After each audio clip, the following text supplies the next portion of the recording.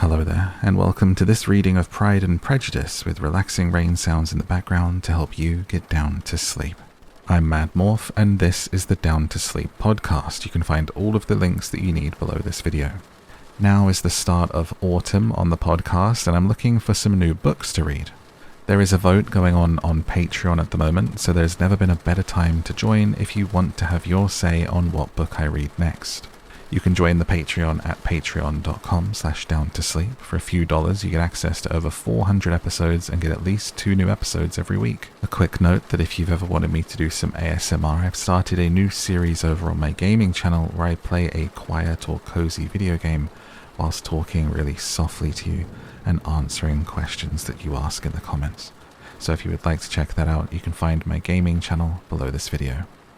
Let's go ahead and tuck you in. Take a nice deep breath for me, and let's get down to sleep. Pride and Prejudice by Jane Austen.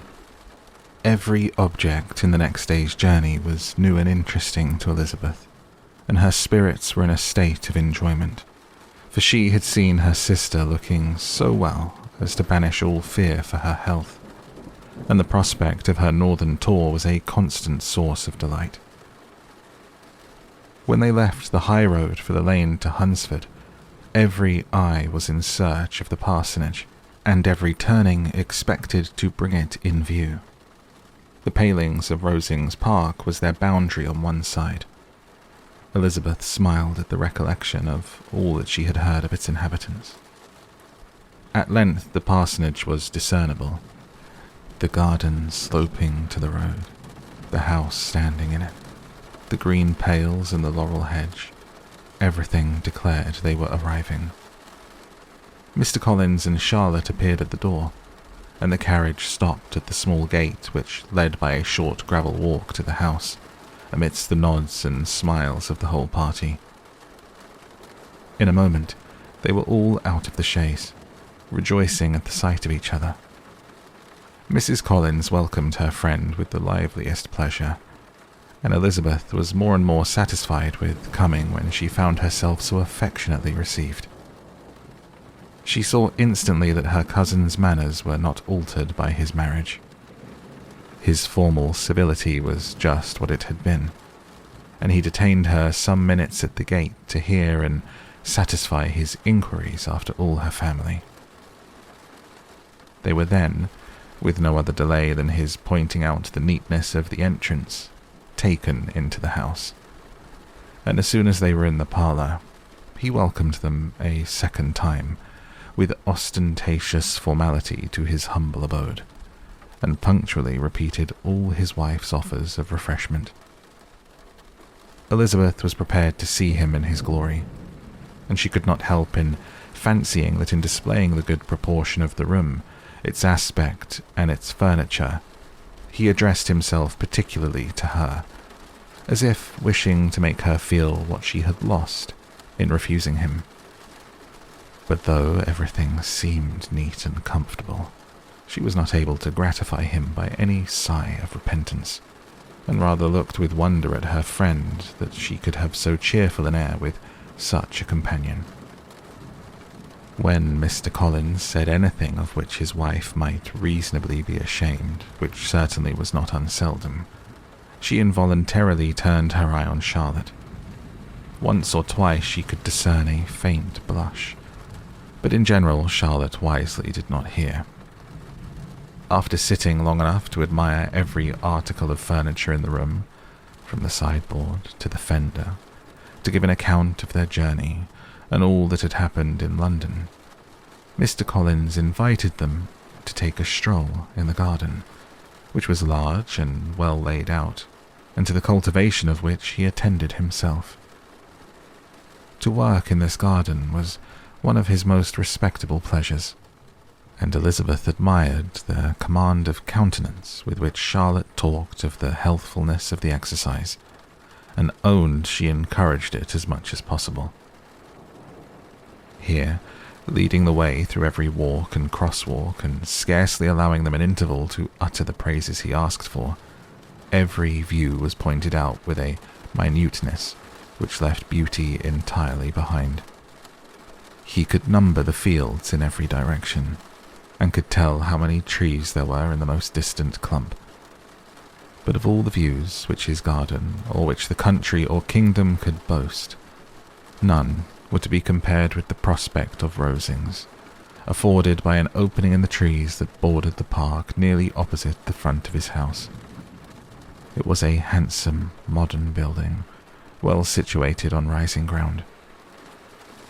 From his garden, Mr. Collins would have led them round his 2 meadows, but the ladies, not having shoes to encounter the remains of a white frost, turned back. And while Sir William accompanied him, Charlotte took her sister and friend over the house, extremely well pleased, probably, to have the opportunity of showing it without her husband's help.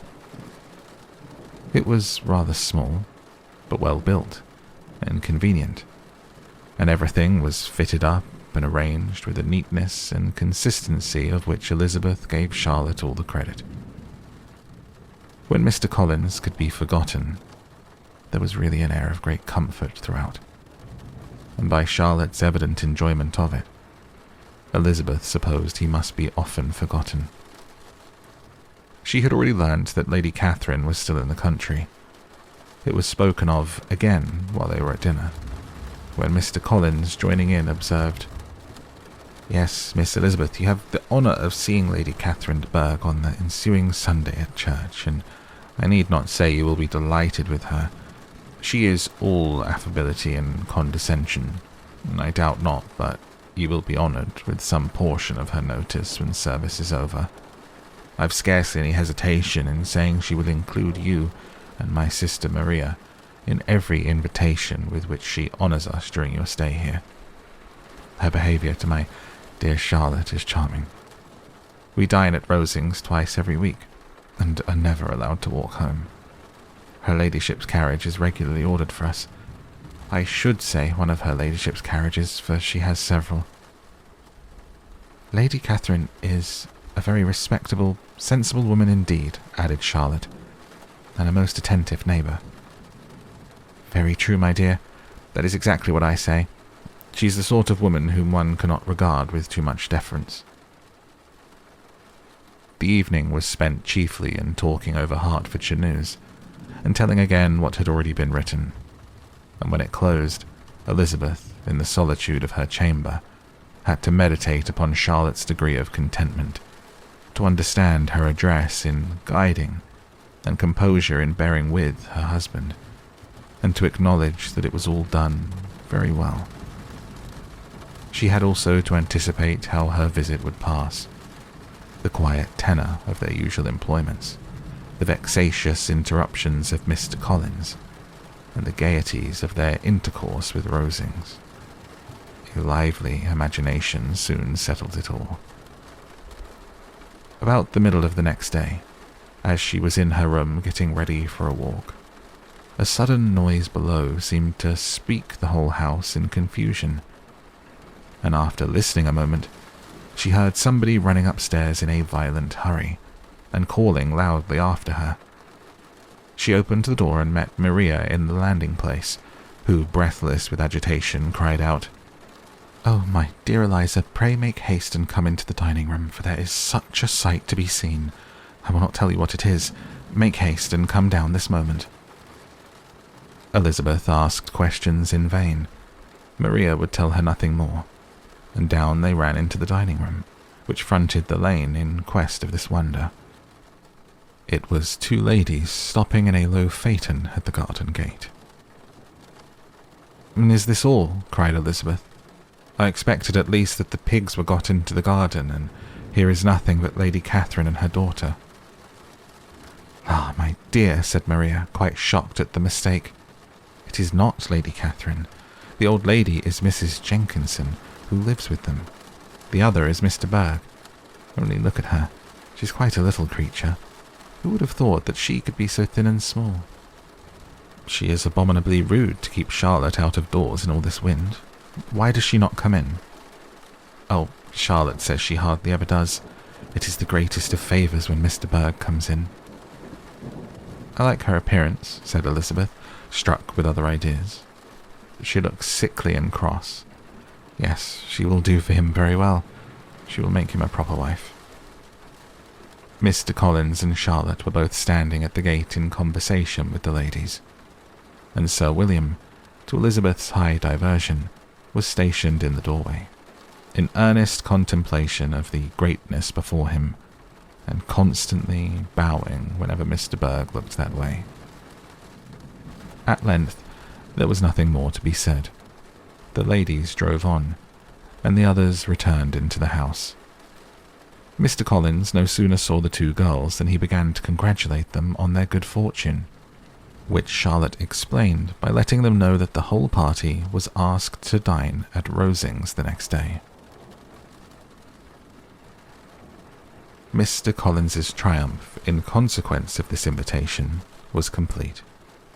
The power of displaying the grandeur of his patroness to his wondering visitors, and of letting them see her civility towards himself and his wife, was exactly what he had wished for, and that an opportunity of doing it should be given so soon was such an instance of Lady Catherine's condescension as he knew not how to admire enough.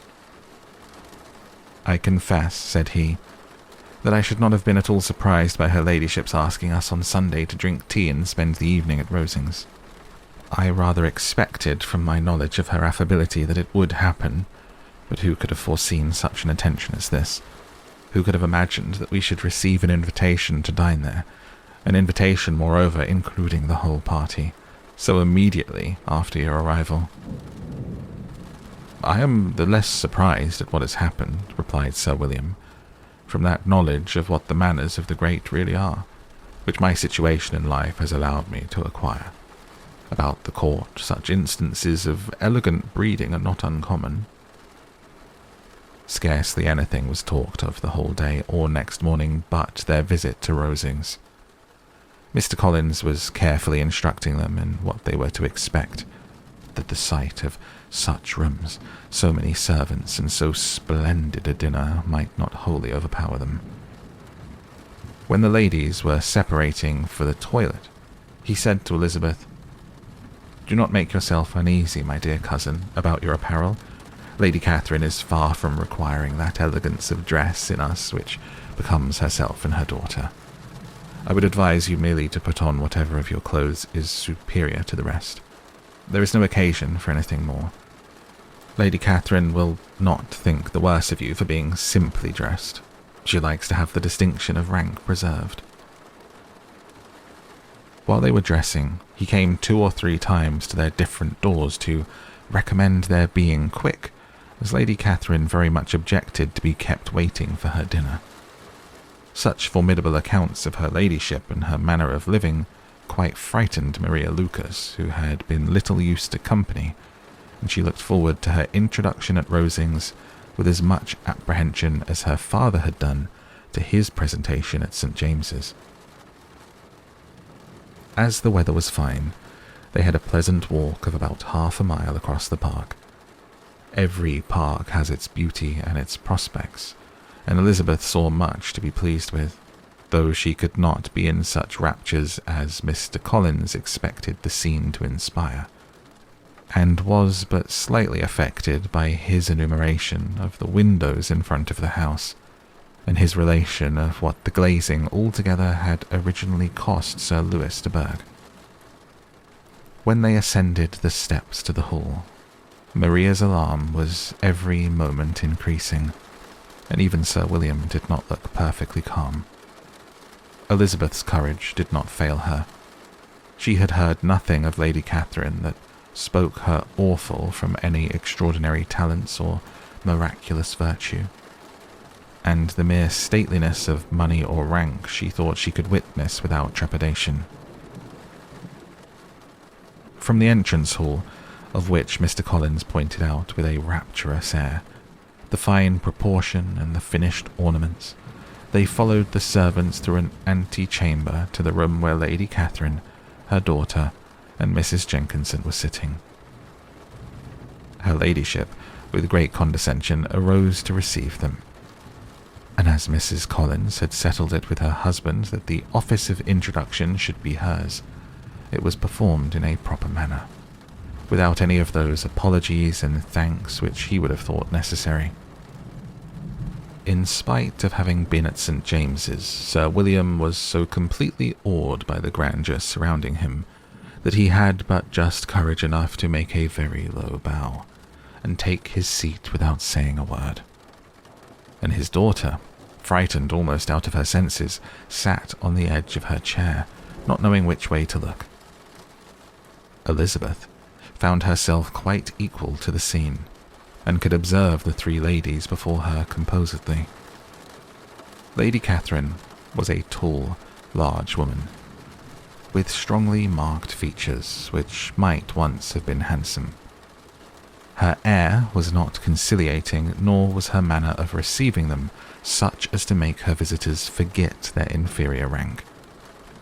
She was not rendered formidable by silence, but whatever she said was spoken in so authoritative a tone as marked her self-importance, and brought Mr. Wickham immediately to Elizabeth's mind.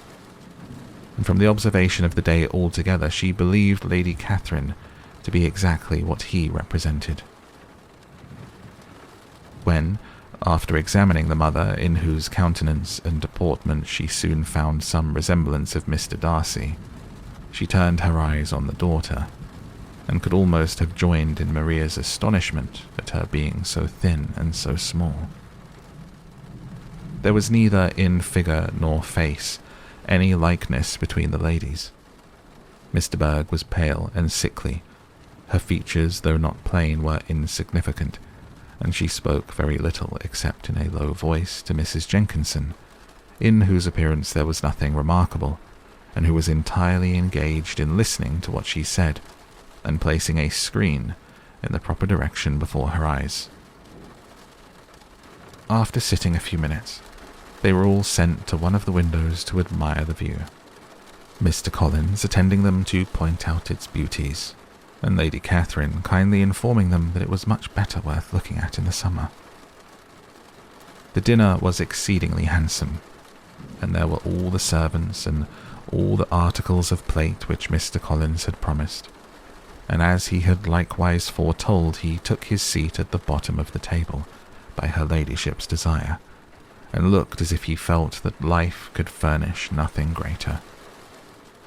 He carved, and ate, and praised with delighted alacrity, and every dish was commended first by him, and then by Sir William, who was now enough recovered to echo whatever his son-in-law said, in a manner which Elizabeth wondered Lady Catherine could bear.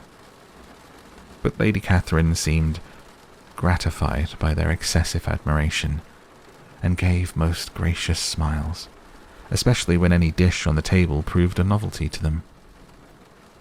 The party did not supply much conversation. Elizabeth was ready to speak whenever there was an opening, but she was seated between Charlotte and Mr. Berg, the former of whom was engaged in listening to Lady Catherine, and the latter said not a word to her all dinner time. Mrs. Jenkinson was chiefly employed in watching how little Mr. Berg ate, pressing her to try some other dish and fearing she was indisposed. Maria thought speaking out of the question, and the gentleman did nothing but eat and admire.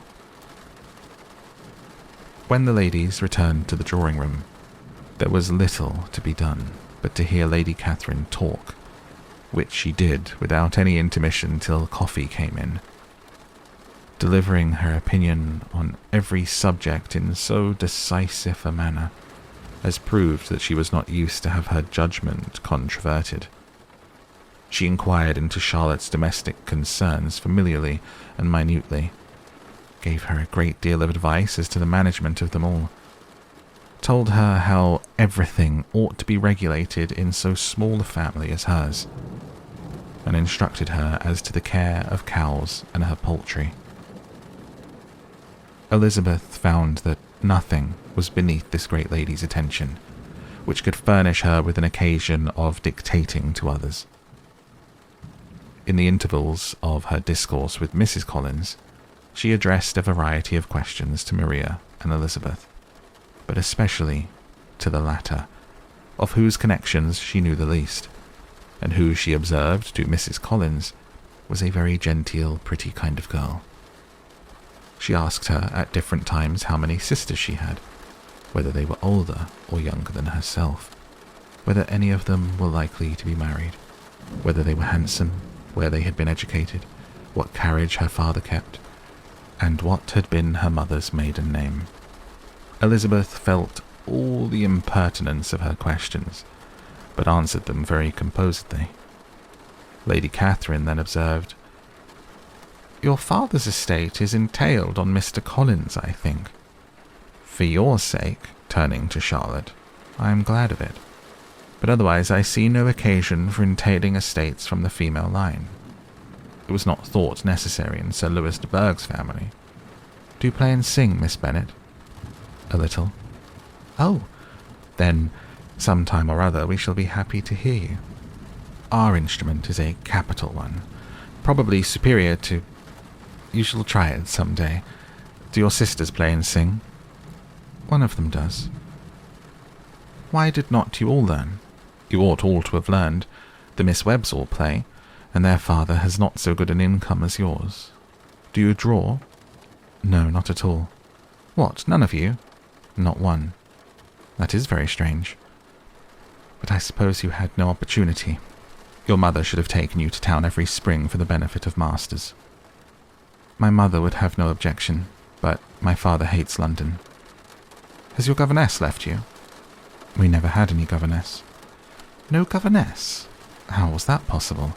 5 daughters brought up at home without a governess? I never heard of such a thing.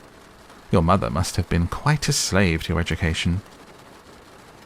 Elizabeth could hardly help smiling as she assured her that had not been the case. "Then who taught you? Who attended to you? Without a governess, you must have been neglected." "Compared with some families, I believe we were, but such of us as wished to learn never wanted the means. We were always encouraged to read, and held all the masters that were necessary. Those who chose to be idle certainly might." "Aye, no doubt, but that is what a governess will prevent, and if I had known your mother, I should have advised her most strenuously to engage one. I always say that nothing is to be done in education without steady and regular instruction, and nobody but a governess can give it. It is wonderful how many families I have been the means of supplying in that way. I'm always glad to get a young person well placed out. 4 nieces of Mrs. Jenkinson are most delightfully situated through my means, and it was but the other day I recommended another young person who was merely accidentally mentioned to me, and the family are quite delighted with her. Mrs. Collins, did I tell you of Lady Metcalfe's calling yesterday to thank me? She finds Miss Pope a treasure.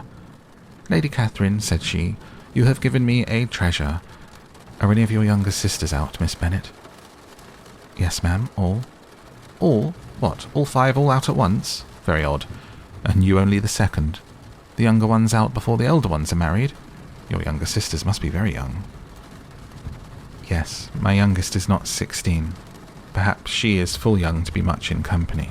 But really, ma'am, I think it would be very hard upon younger sisters that they should not have their share of society and amusement, because the elder may not have the means or inclination to marry early. The last-born has as good a right to the pleasures of youth as the first, and to be kept back on such a motive, I think it would not be very likely to promote sisterly affection or delicacy of mind." "Upon my word," said her ladyship, "you give your opinion very decidedly for so young a person. Pray, what is your age?"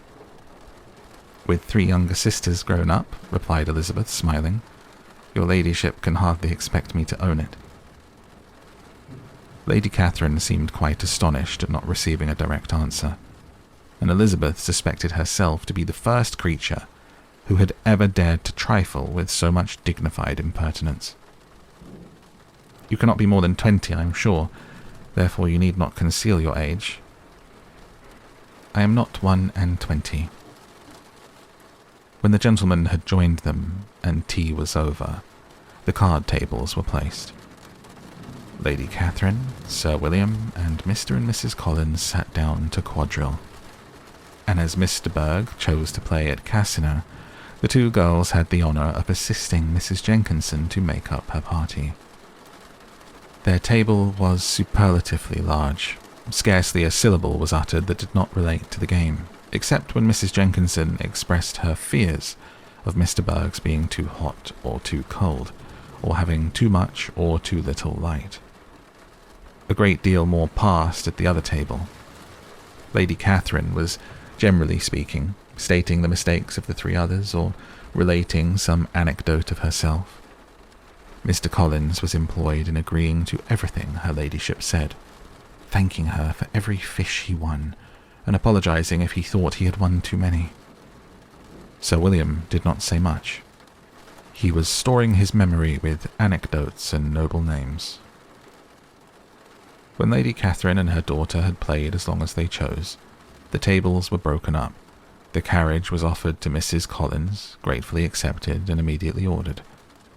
The party then gathered round the fire to hear Lady Catherine determine what weather they were to have on the morrow. From these instructions, they were summoned by the arrival of the coach, and with many speeches of thankfulness on Mr. Collins' side and as many bows on Sir William's, they departed. As soon as they had driven from the door, Elizabeth was called on by her cousin to give her opinion of all that she had seen at Rosings, which, for Charlotte's sake, she made more favourable than it really was.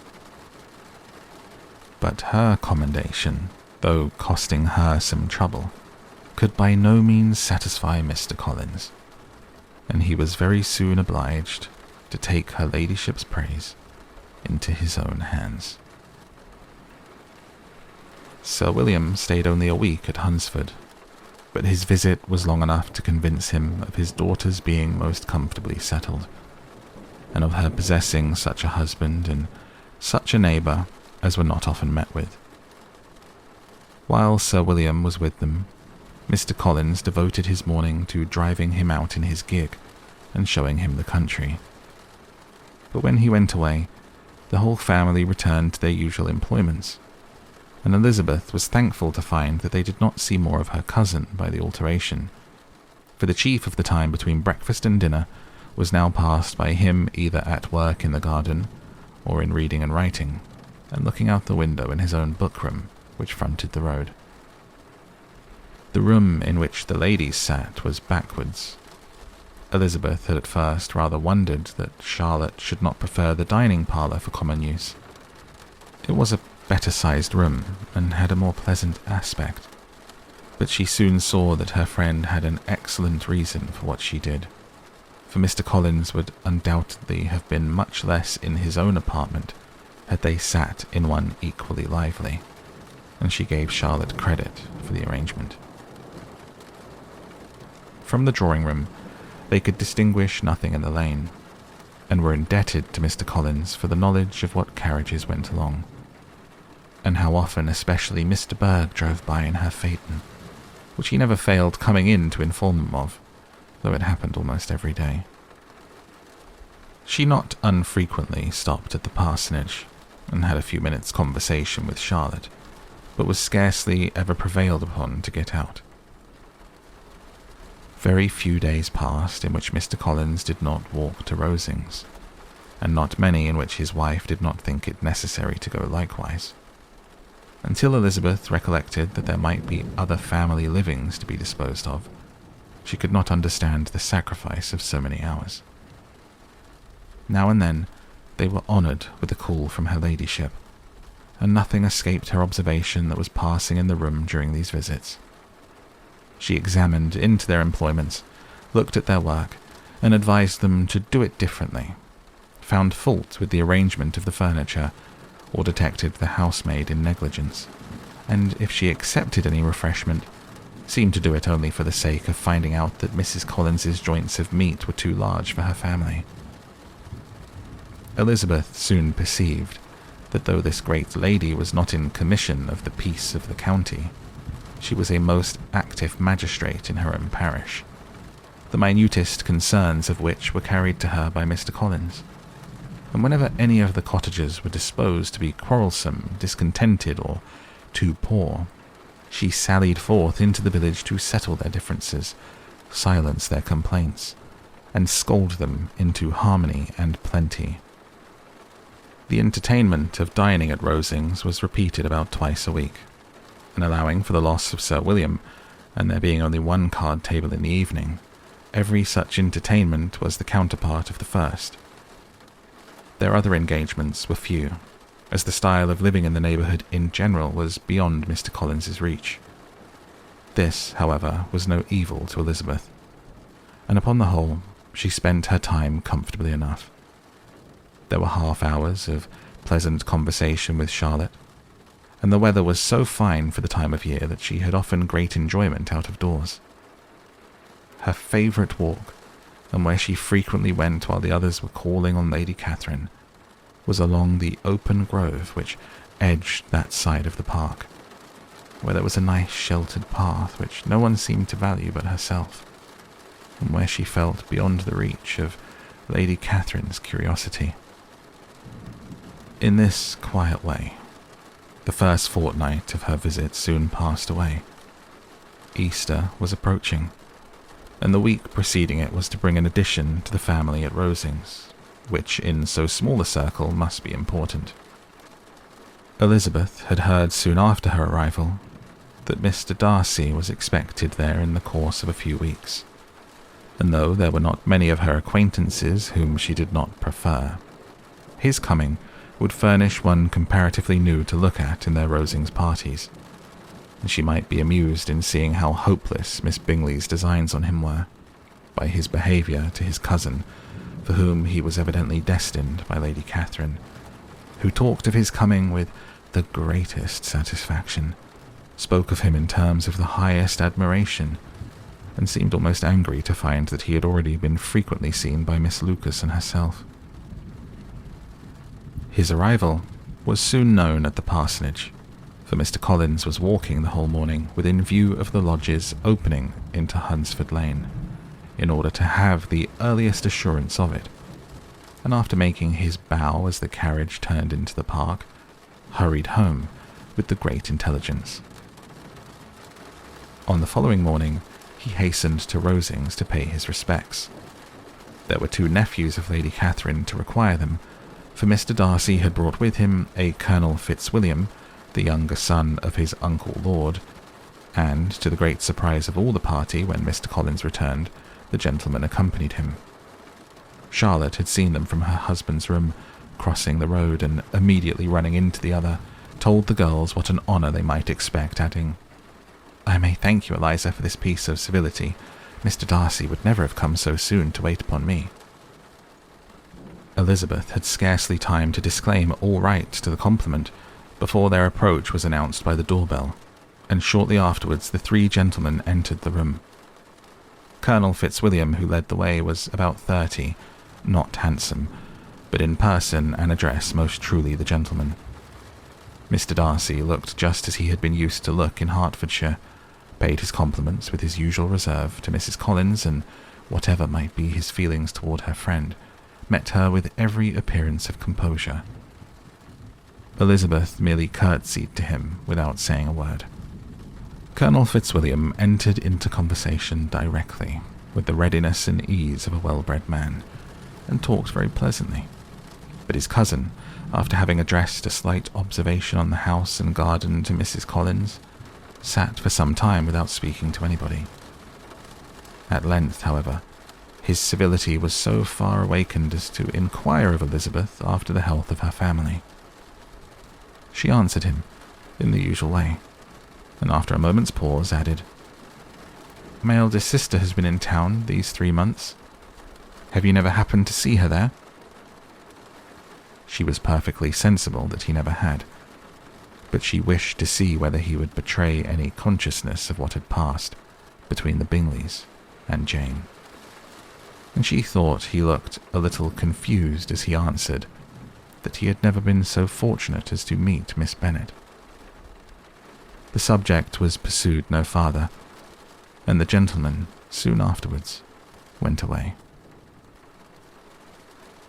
Colonel Fitzwilliam's manners were very much admired at the parsonage, and the ladies all felt that he must add considerably to the pleasures of their engagements at Rosings. It was some days, however, before they received any invitation thither. for while they were visitors in the house, they could not be necessary, and it was not till Easter Day, almost a week after the gentleman's arrival, that they were honoured by such an attention. And then they were merely asked on leaving church to come there in the evening. For the last week, they had seen very little of Lady Catherine or her daughter. Colonel Fitzwilliam had called at the parsonage more than once during the time, but Mr. Darcy they had seen only at church. The invitation was accepted, of course, and at a proper hour they joined the party in Lady Catherine's drawing-room. Her ladyship received them civilly, but it was plain that their company was by no means so acceptable as when she could get nobody else, and she was in fact almost engrossed by her nephews, speaking to them, especially to Darcy, much more than to any other person in the room. Colonel Fitzwilliam seemed really glad to see them. Anything was a welcome relief to him at Rosings, and Mrs. Collins' pretty friend had moreover caught his fancy very much.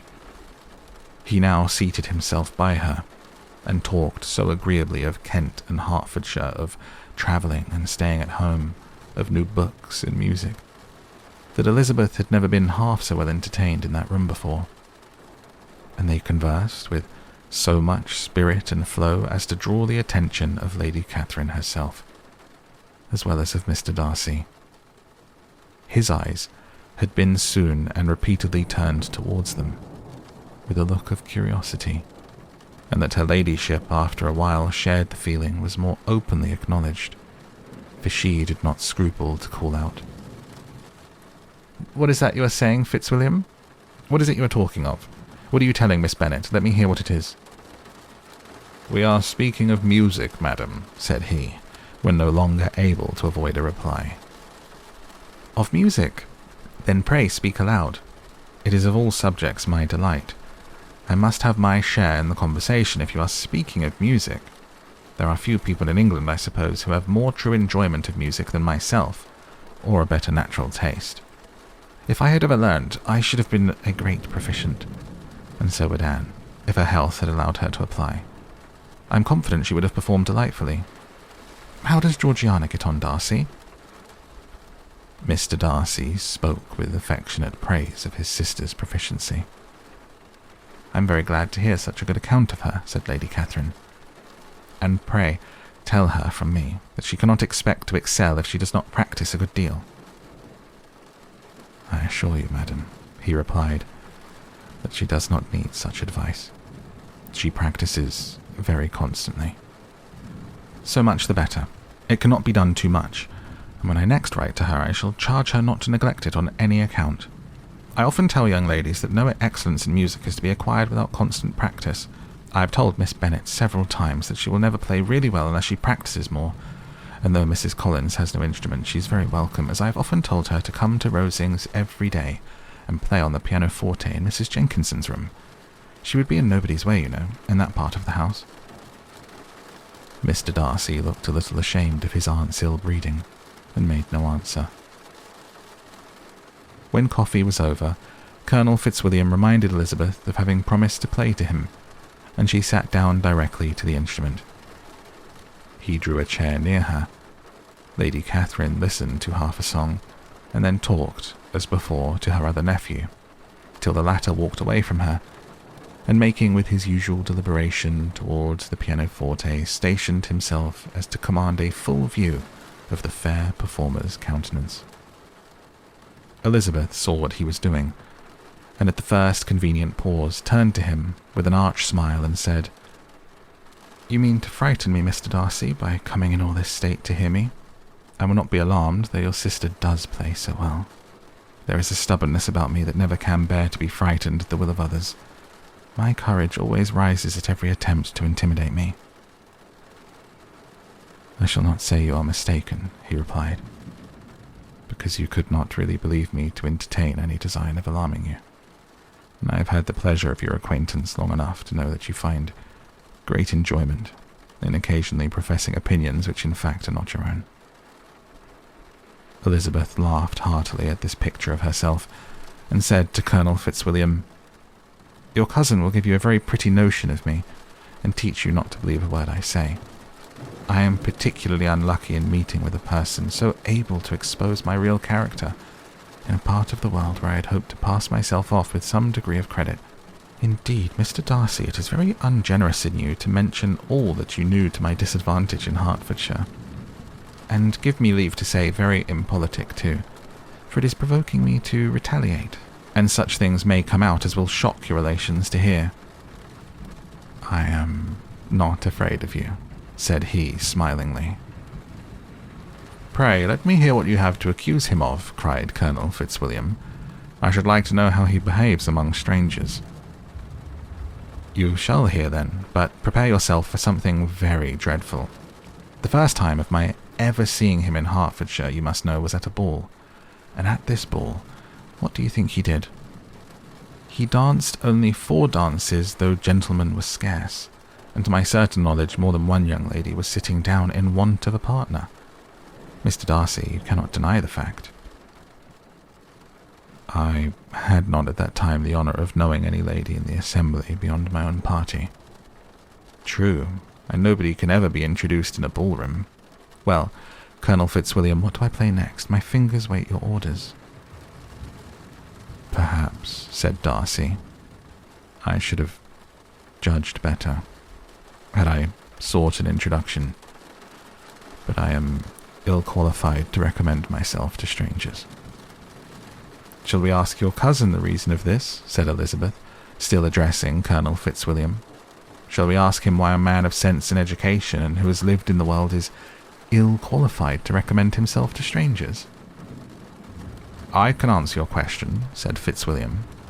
Without applying to him, it is because he will not give himself the trouble. I certainly have not the talent which some people possess, said Darcy, of conversing easily with those I have never seen before. I cannot catch their tone of conversation, or appear interested in their concerns, as I often see done. My fingers, said Elizabeth, do not move over this instrument in the masterly manner which I see so many women's do. They have not the same force or rapidity, and do not produce the same expression. But then I have always supposed it to be my own fault, because I will not take the trouble of practicing. It is not that I do not believe my fingers as capable as any other woman's of superior execution. Darcy smiled, and said, You are perfectly right. You have employed your time much better. No one admitted to the privilege of hearing you can think anything wanting. We, neither of us, perform to strangers. Here they were interrupted by Lady Catherine, who called out to know what they were talking of. Elizabeth immediately began playing again. Lady Catherine approached, and after listening for a few minutes said to Darcy, Miss Bennet would not play at all amiss if she practised more, and she could have the advantage of a London master. She has a very good notion of fingering, though her taste is not equal to Anne's. Anne would have been a delightful performer had her health allowed her to learn. Elizabeth looked at Darcy to see how cordially he assented to his cousin's praise. But neither at that moment, nor at any other, could she discern any symptom of love. And from the whole of his behaviour to Mr. Berg, she derived this comfort for Miss Bingley, that he might have been just as likely to marry her had she been his relation. Lady Catherine continued her remarks on Elizabeth's performance, mixing with them many instructions on execution and taste. Elizabeth received them with all the forbearance of civility, and at the request of the gentleman, remained at the instrument till her ladyship's carriage was ready to take them all home. Elizabeth was sitting by herself the next morning, and writing to Jane, while Mrs. Collins and Maria were gone on business into the village, when she was startled by a ring at the door, the certain signal of a visitor. As she had heard no carriage, she thought it not unlikely to be Lady Catherine, and under that apprehension was putting away her half-finished letter that she might escape all impertinent questions, when the door opened, and to her very great surprise, Mr. Darcy and Mr. Darcy only entered the room. He seemed astonished too on finding her alone, and apologized for his intrusion by letting her know that he had understood all the ladies were to be within. They then sat down, and when her inquiries after Rosings were made, seemed in danger of sinking into total silence. It was absolutely necessary, therefore, to think of something, and in this emergence, recollecting when she had seen him last in Hertfordshire, and feeling curious to know what he would say on the subject of their hasty departure, she observed, "How very suddenly you all quitted Netherfield last November, Mr. Darcy. It must have been a most agreeable surprise to Mr. Bingley to see you all after him so soon. For if I recollect right, he went but the day before. He and his sisters were well, I hope, when you left London?" "Perfectly so, thank you." She found that she was to receive no other answer, and after a short pause added, "I think I have understood that Mr. Bingley has not much idea of ever returning to Netherfield again."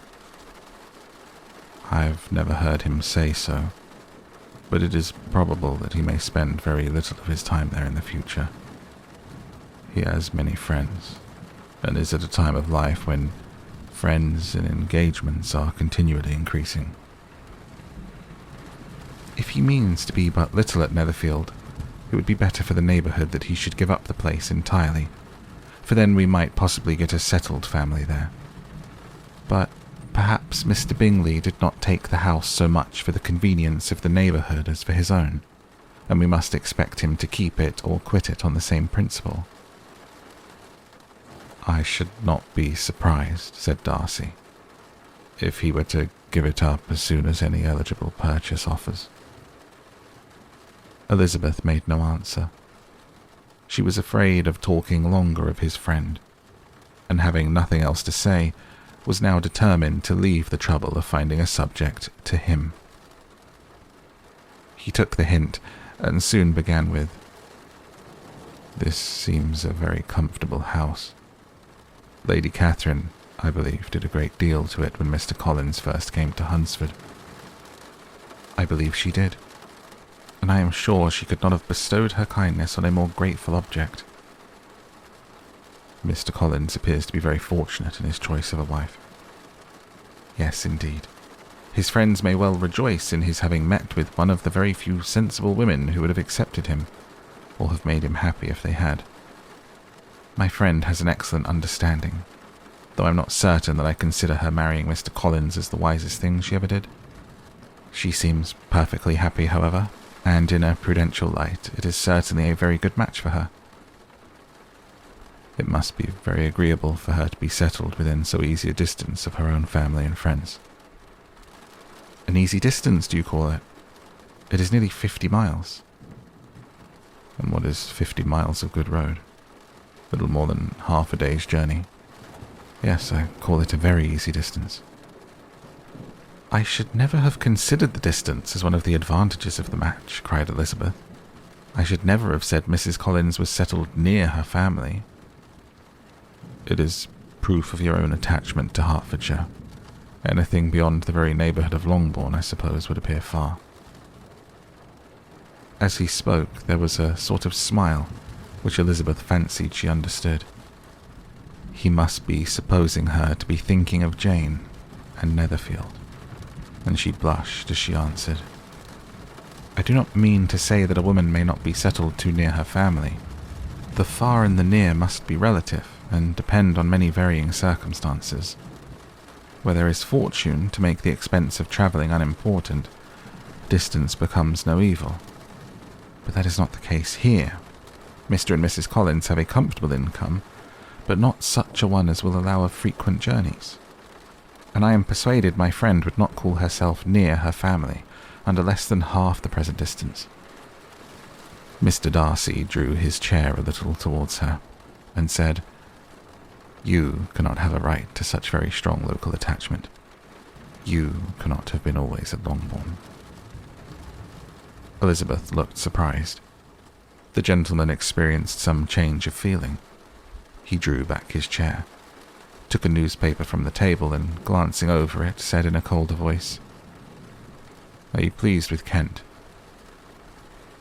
A short dialogue on the subject of the country ensued, on either side calm and concise, and soon put an end to by the entrance of Charlotte and her sister, just returned from her walk. The tete-a-tete surprised them. Mr. Darcy related the mistake which had occasioned his intruding on Miss Bennet, and after sitting a few minutes longer without saying much to anybody, went away. "What can be the meaning of this?" said Charlotte as soon as he was gone. "My dear Eliza, he must be in love with you, or he would never have called us in this familiar way." But when Elizabeth told of his silence, it did not seem very likely, even to Charlotte's wishes, to be the case. And after various conjectures, they could at last only suppose his visit to proceed from the difficulty of finding anything to do, which was the more probable from the time of year. All field sports were over. Within doors there was Lady Catherine, books, and a billiard table, but gentlemen cannot always be within doors. And in the nearness of the parsonage, or the pleasantness of the walk to it, or of the people who lived in it, the two cousins found a temptation from this period of walking thither almost every day. They called at various times of the morning, sometimes separately, sometimes together, and now and then accompanied by their aunt. It was plain to them all that Colonel Fitzwilliam came because he had pleasure in their society, a persuasion which of course recommended him still more, and Elizabeth was reminded by her own satisfaction in being with him, as well as by his evident admiration of her former favourite George Wickham, and though in comparing them she saw there was less captivating softness in Colonel Fitzwilliam's manners, she believed he might have the best informed mind. But why Mr. Darcy came so often to the parsonage it was more difficult to understand. It could not be for solidarity, as he frequently sat there 10 minutes together without opening his lips, and when he did speak, it seemed the effect of necessity rather than of choice, a sacrifice to propriety, not a pleasure to himself. He seldom appeared really animated. Mrs. Collins knew not what to make of him. Colonel Fitzwilliam's occasionally laughing at his stupidity proved that he was generally different, which her own knowledge of him could not have told her, and as she would like to have believed this changed the effect of love, and the object of that love her friend Eliza, she set herself seriously to work to find out. She watched him whenever they were at Rosings, and whenever he came to Hunsford, but without much success. He certainly looked at her friend a great deal, but the expression of that look was disputable.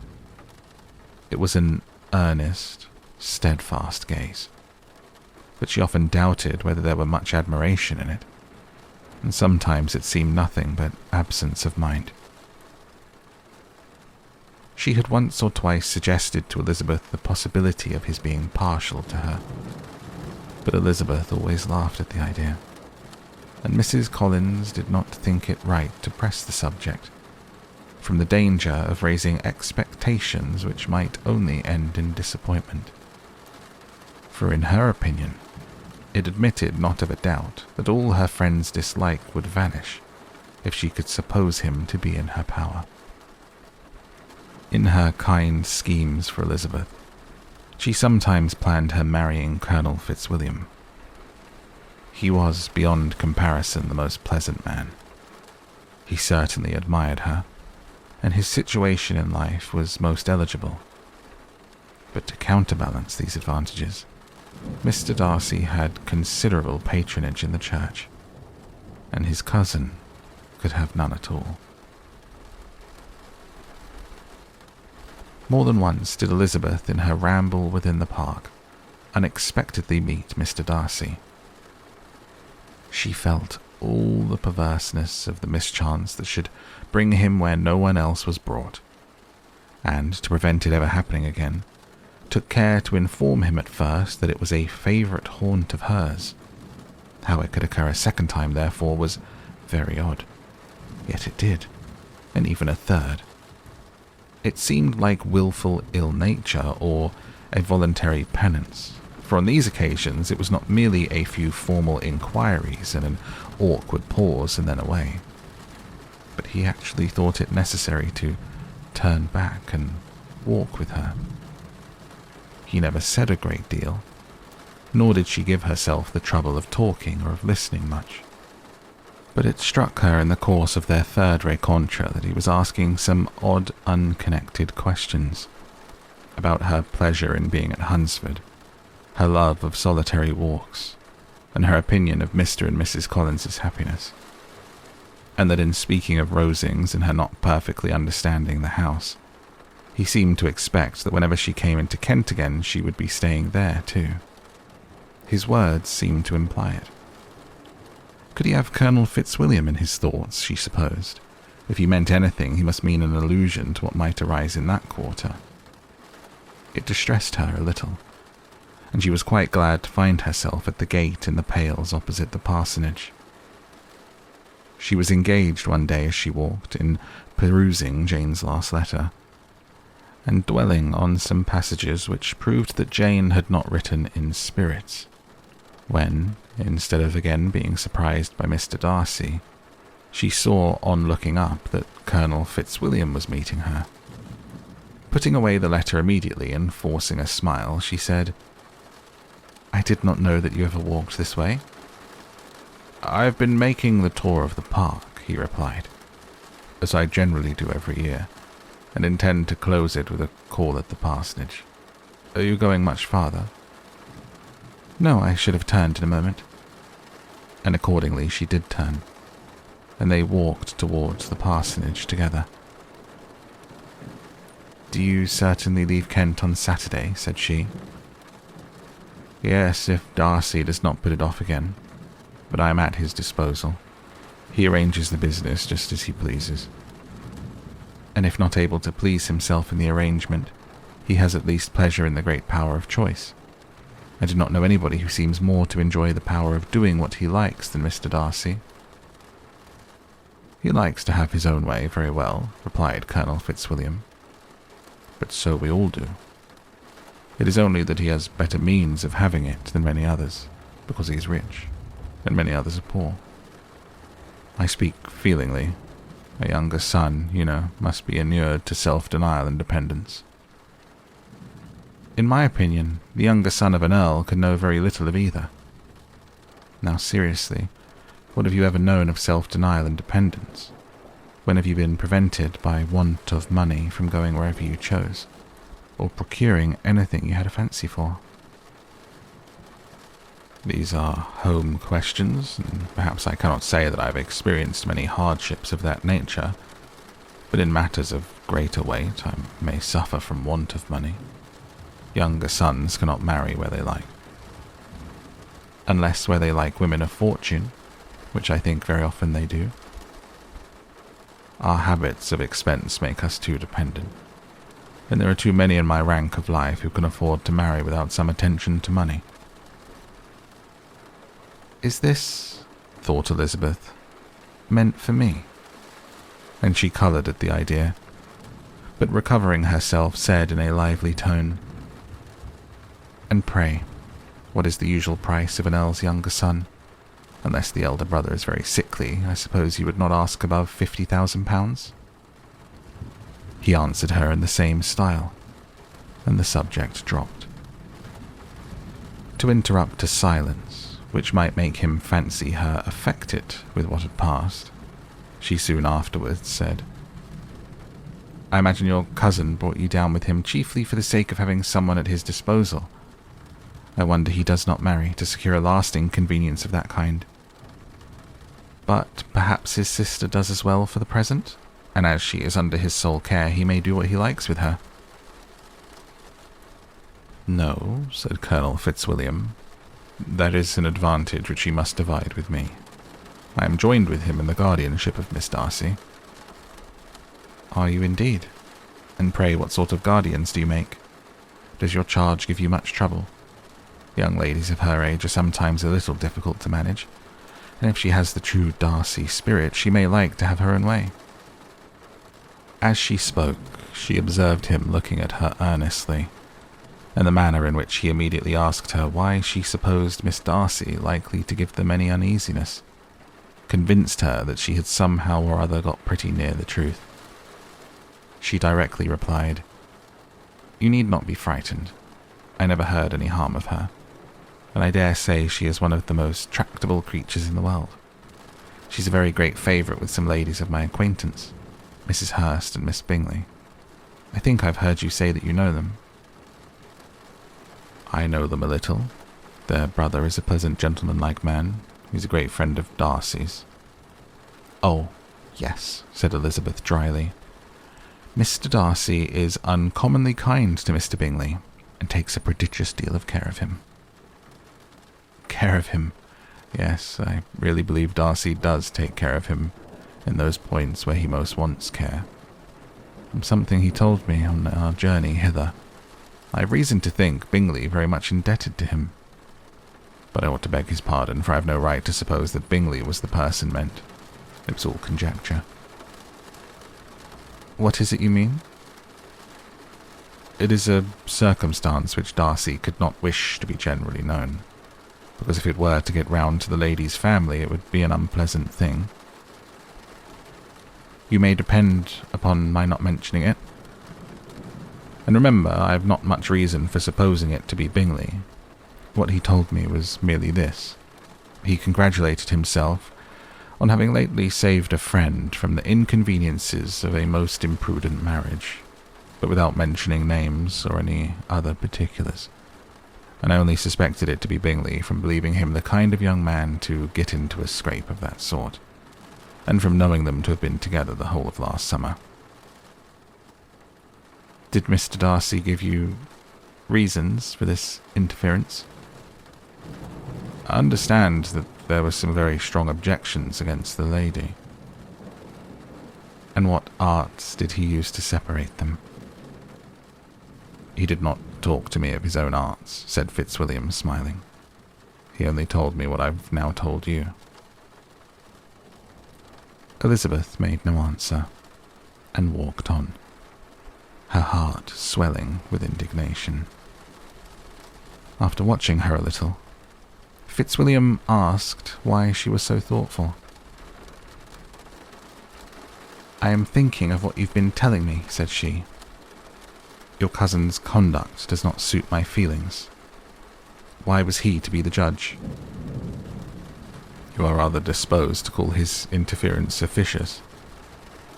"I do not see what right Mr. Darcy had to decide on the propriety of his friend's inclination, or why, upon his own judgment alone, he was to determine and direct in what manner his friend was to be happy. But," she continued, recollecting herself, "as we know none of the particulars, it is not fair to condemn him. It is not to be supposed that there was much affection in the case." "That is not an unnatural surmise," said Fitzwilliam, "but it is a lessening of the honour of my cousin's triumph very sadly."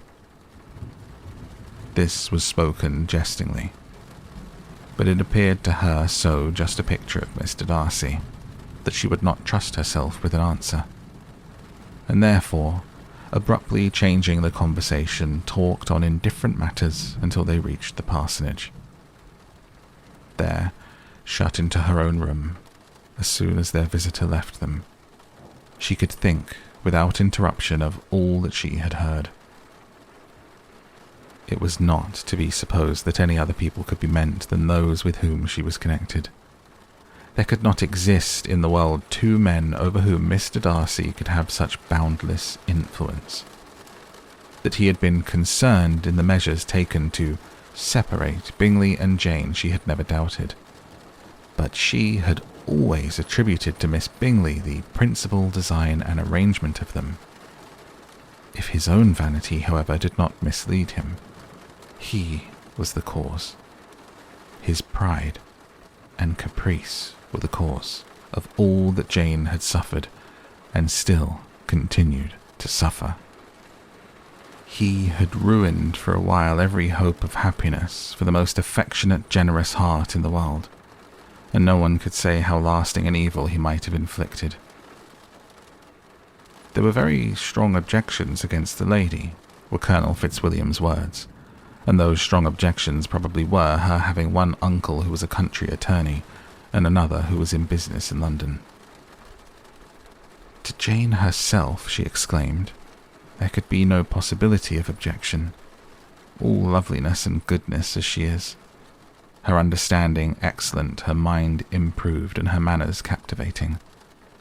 Neither could anything be urged against my father, who, though with some peculiarities, has abilities Mr. Darcy himself need not disdain, and respectability which he will probably never reach.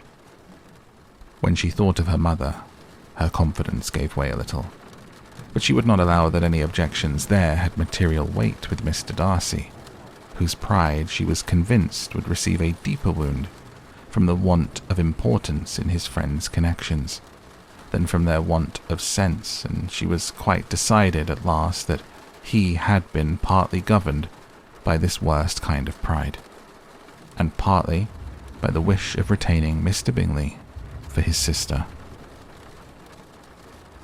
The agitation and tears which the subject occasioned brought on a headache, and it grew so much worse towards the evening that added to her unwillingness to see Mr. Darcy.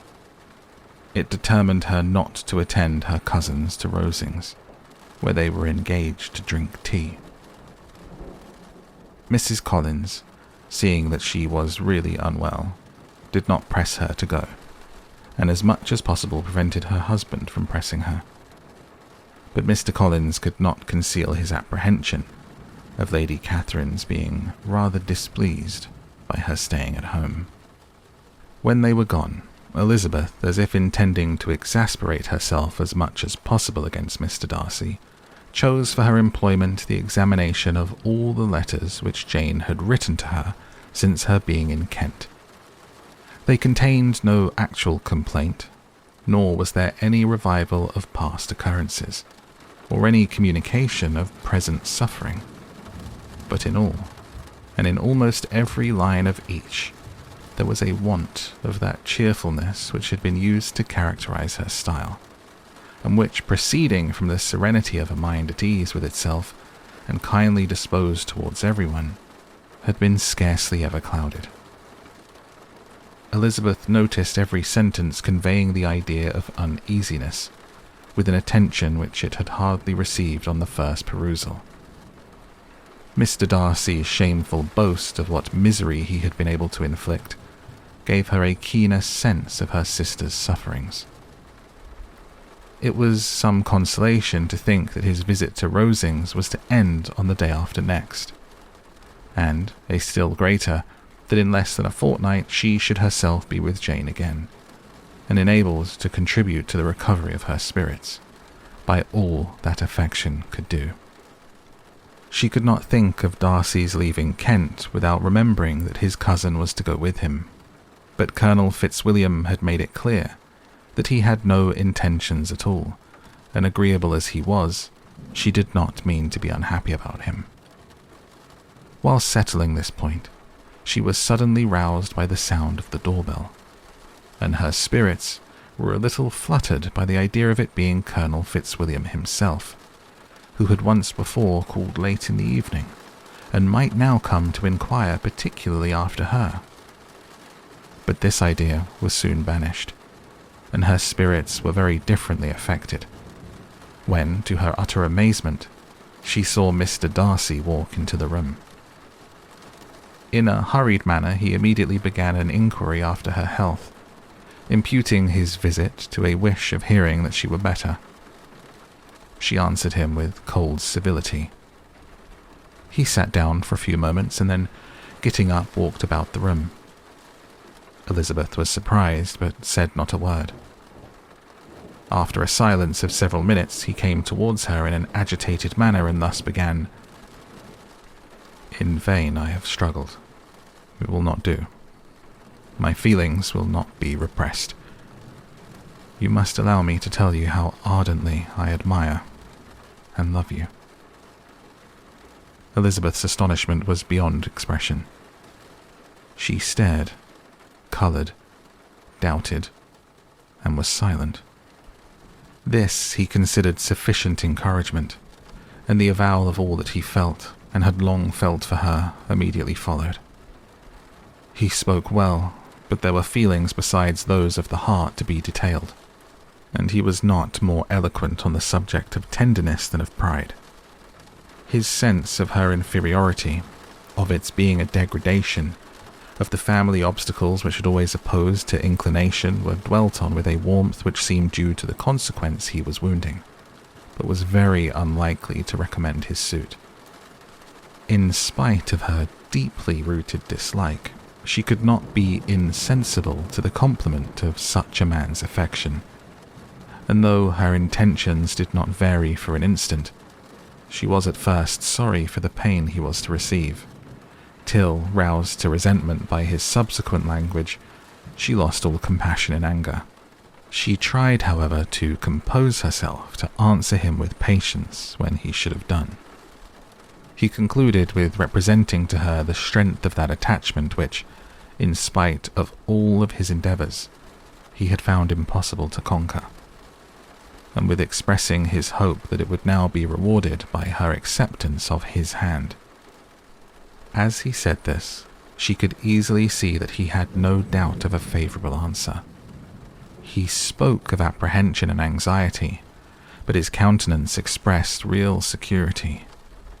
Such a circumstance could only exasperate farther, and when he ceased, the colour rose into her cheeks, and she said, "In such cases as this, it is, I believe, the established mode to express a sense of obligation for the sentiments avowed, however unequally they may be returned. It is natural that obligation should be felt, and if I could feel gratitude, I would now thank you. But I cannot. I have never desired your good opinion, and you have certainly bestowed it most unwillingly. I am sorry to have occasioned pain to anyone. It has been most unconsciously done, however, and I hope will be of short duration. The feelings, which you tell me have long prevented the acknowledgement of your regard, can have little difficulty in overcoming it after this explanation." Mr. Darcy, who was leaning against the mantelpiece with his eyes fixed on her face, seemed to catch her words with no less resentment than surprise. His complexion became pale with anger, and the disturbance of his mind was visible in every feature. He was struggling for the appearance of composure, and would not open his lips till he believed himself to have attained it. The pause was to Elizabeth's feelings dreadful. At length, with a voice of forced calmness, he said, "And this is all the reply which I am to have the honour of expecting. I might, perhaps, wish to be informed why, with so little endeavour at civility, I am thus rejected. But it is of small importance." "I might as well inquire," replied she, "why, with so evident a desire of offending and insulting me, you chose to tell me that you liked me against your will, against your reason, and even against your character. Was not this some excuse for incivility if I was uncivil? But I have other provocations, you know I have. Had not my feelings decided against you, had they been indifferent, or had they even been favourable, do you think that any consideration would tempt me to accept the man who has been the means of ruining, perhaps for ever, the happiness of a most beloved sister?" As she pronounced these words, Mr. Darcy changed colour, but the emotion was short, and he listened without attempting to interrupt her while she continued. "I have every reason in the world to think ill of you. No motive can excuse the unjust and ungenerous part you acted there. You dare not, you cannot deny that you have been the principal, if not the only means of dividing them from each other, of exposing one to the censure of the world for caprice and instability, and the other to its derision for disappointed hopes, and involving them both in misery of the acutest kind." She paused, and saw with no slight indignation that he was listening, with an air which proved him wholly unmoved by any feeling of remorse. He even looked at her with a smile of affected incredulity. "Can you deny that you have done it?" she repeated. With assumed tranquility, he then replied, "I have no wish of denying that I did everything in my power to separate my friend from your sister, or that I rejoice in my success. Towards him, I have been kinder than towards myself." Elizabeth disdained the appearance of noticing this civil reflection, but its meaning did not escape, nor was it likely to conciliate her. "But it is not merely this affair," she continued, "on which my dislike is founded. Long before it had taken place, my opinion of you was decided. Your character was unfolded in the recital which I received many months ago from Mr. Wickham. On this subject, what can you have to say? In what imaginary act of friendship can you here defend yourself? Or under what misrepresentation can you here impose upon others? You take an eager interest in that gentleman's concerns," said Darcy, in a less tranquil tone and with heightened colour. "Who that knows what his misfortunes have been can help feeling an interest in him?" "His misfortunes?" repeated Darcy contemptuously. "Yes, his misfortunes have been great indeed." "And of your infliction," cried Elizabeth with energy. "You have reduced him to his present state of poverty, comparative poverty. You have withheld the advantages which you must know to have been designed for him.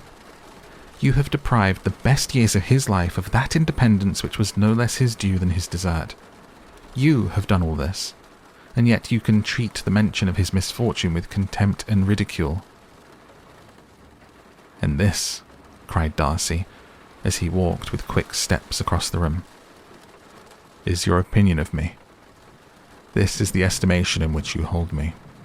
I thank you for explaining it so fully. My faults, according to this calculation, are heavy indeed. But perhaps," added he, stopping in his walk and turning towards her, "these offences might have been overlooked, had not your pride been hurt by my honest confession of the scruples that had long prevented my forming any serious design. These bitter accusations might have been suppressed had I, with greater policy, concealed my struggles, and flattered you into the belief of my being impelled by unqualified, unalloyed inclination, by reason, by reflection, by everything. But disguise of every sort is my abhorrence. Nor am I ashamed of the feelings I related. They were natural and just. Could you expect me to rejoice in the inferiority of your connections? To congratulate myself on the hope of relations whose condition in life is so decidedly beneath my own?" Elizabeth felt herself growing more angry every moment, yet she tried the utmost to speak with composure when she said, "You are mistaken, Mr. Darcy. If you suppose that the mode of your declaration affected me in any other way than as it spared the concern which I might have felt in refusing you, had you behaved in a more gentlemanlike manner." She saw him start at this, but he said nothing, and she continued, "You could not have made the offer of your hand in any possible way that would have tempted me to accept it." Again his astonishment was obvious, and he looked at her with an expression of mingled incredulity and mortification. She went on, "From the very beginning, from the first moment, I may almost say, of my acquaintance with you, your manners, impressing me with the fullest belief of your arrogance, your conceit, and your selfish disdain of the feelings of others, were such as to form the groundwork of disapprobation on which succeeding events have built so immovable a dislike. And I had not known you a month before I felt that you were the last man in the world whom I could ever be prevailed on to marry." "You have said quite enough, madam. I perfectly comprehend your feelings, and have now only to be ashamed of what my own have been. Forgive me for taking up so much of your time, and accept my best wishes for your health and happiness." And with these words he hastily left the room, and Elizabeth heard him the next moment open the front door and quit the house. The tumult of her mind was now painfully great. She knew not how to support herself, and from actual weakness sat down and cried for half an hour. Her astonishment, as she reflected on what had passed, was increased by every review of it. That she should receive an offer of marriage from Mr. Darcy. That he should have been in love with her so many months, so much in love as to wish to marry her in spite of all the objections which had made him prevent his friends marrying her sister, and which must appear at least with equal force in his own case. It was almost incredible. It was gratifying to have inspired unconsciously so strong an affection. But his pride, his abominable pride, his shameless avowal of what he had done with respect to Jane, his unpardonable assurance in acknowledging, though he could not justify it, and the unfeeling manner in which he had mentioned Mr. Wickham, his cruelty towards whom he had not attempted to deny, it soon overcame the pity which the consideration of his attachment for a moment excited. She continued in very agitated reflections till the sound of Lady Catherine's carriage made her feel how unequal she was to encounter Charlotte's observation, and hurried her away to her room.